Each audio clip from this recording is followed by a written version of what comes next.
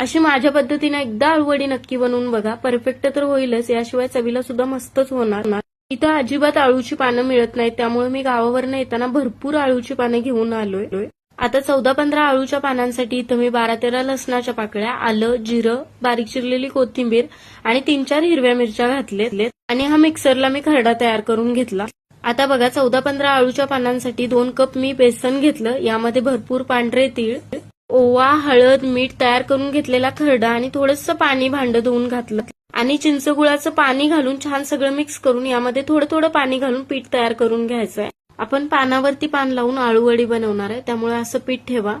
पानं स्वच्छ धुवून पुसून घेतलीत. आता हा जो देठ आहे तो आपल्याला चाकूने काढून टाकायचा आहे आणि लाटण्याने जरा लाटून घ्यायचं.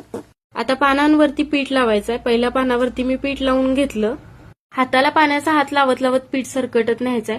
सरळ काय करायचं, बोटाने सरकटवायचं आणि व्यवस्थित सगळ्या कडेपर्यंत पीठ लावून घ्यायचं. पहिलं पान ठेवलं की त्याला पीठ लावायचं, परत दुसरं पान अपोजिट ठेवायचं, त्याला पीठ सरकटवायचं. आता तिसरं पान सुद्धा मी त्याच्या अपोजिट ठेवलं आणि त्यावरती सुद्धा बोटाने मी पीठ सरकवलं. कडेपर्यंत व्यवस्थित पीठ लावून घेतलं, पण जास्तीचा थर सुद्धा द्यायचा नाही आणि जास्त झालं तर ते काढून टाका. आणि हा रोल करताना एकदम टाईट करत जायचं, म्हणजे आळूवडी तेलामध्ये सुटत नाही. असं बोटाने पीठ लावलं की व्यवस्थित पानावरती पीठ पसरवलं जातं, म्हणजे जास्तही थर बसत नाही आणि व्यवस्थित पीठ पसरवलं जातं.